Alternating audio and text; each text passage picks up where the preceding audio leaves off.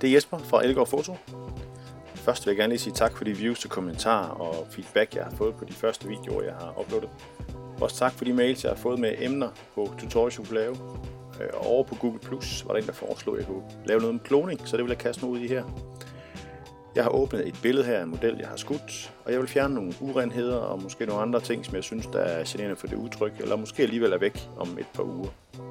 Først vil jeg zoome lidt tættere på.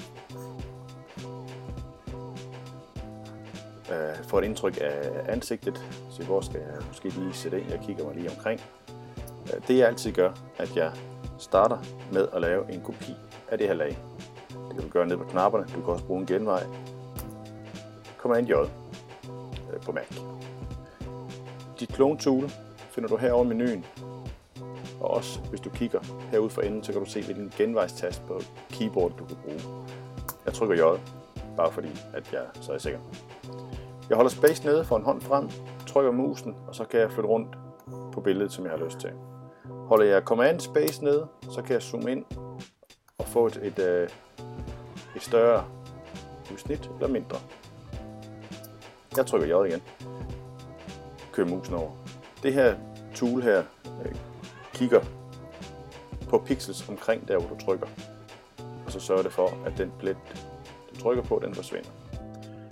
Nu trykker jeg bare lige hurtigt løs. Vi nøjes med at tage, for at de ikke skal tage for lang tid en video her. Området nede omkring hagen. Jeg dutter lidt løs. Skal lige sådan lidt herinde. Lidt omkring læberne. Jeg ved ikke, om jeg ville lade tage så meget her i virkeligheden, når det var, at jeg lige fjerne det der stray her.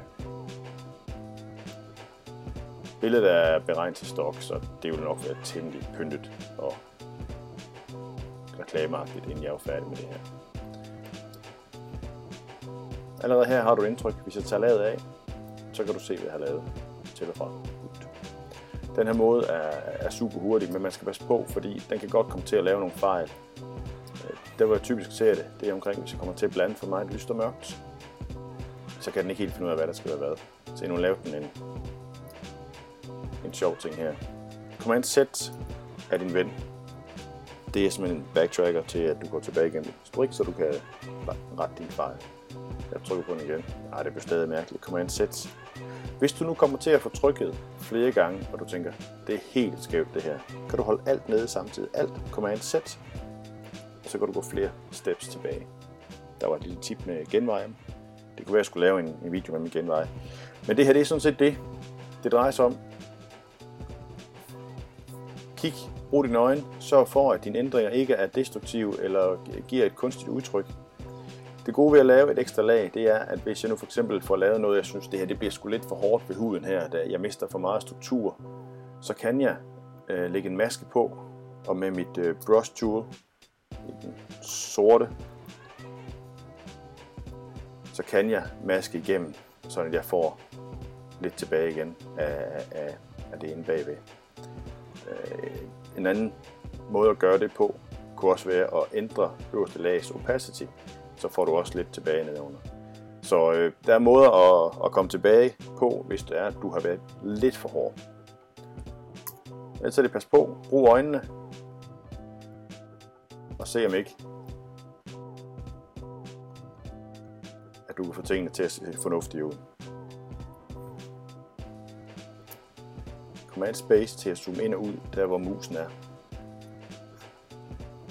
For eksempel hvis jeg skal zoome ind på munden, så kan jeg gøre det her, så zoome ud igen, så kan jeg sætte musen op på øjet, trykke til siden, og så zoomer den ind der. Jeg kan tage det andet øje. Fantastisk værktøj. Du kan se hagen blev renset. Jeg slår det fra, så er det til. Og det tog mig, hvad? 4 minutter. Det er jo det for i dag. Jeg vil godt sige tak, og tak fordi du kiggede med. Jeg håber du fik det ud af det, du kom for. Kig endelig over forbi min Facebook. Den hedder elgårdfoto.dk/Facebook. Der vil jævnligt blive uploadet billeder, og der bliver snakket fotos også. Giv mig nogle mails, nogle feedback. Det vil jeg sætte pris på. Og hvis der skulle være et eller andet, jeg kan gøre, jeg kan hjælpe dig med, som du vil have en tutorial om, så drop en kommentar eller send mail. det var det for i dag. Tak for det. Hej.